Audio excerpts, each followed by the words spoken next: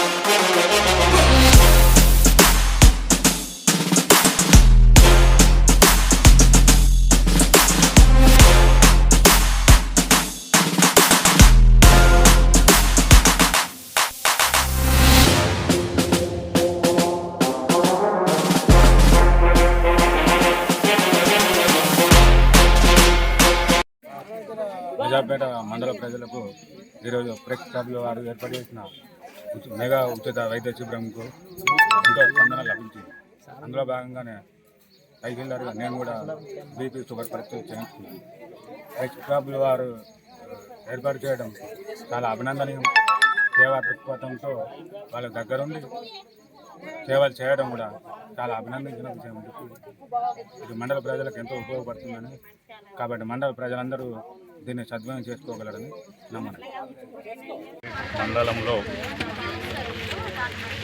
RVM ఆధ్వర్యంలో, మన press club వారి ఆధ్వర్యంలో ఇక్కడ ఉచిత వైద్య శిబిరాన్ని ఏర్పాటు చేయడం జరిగింది.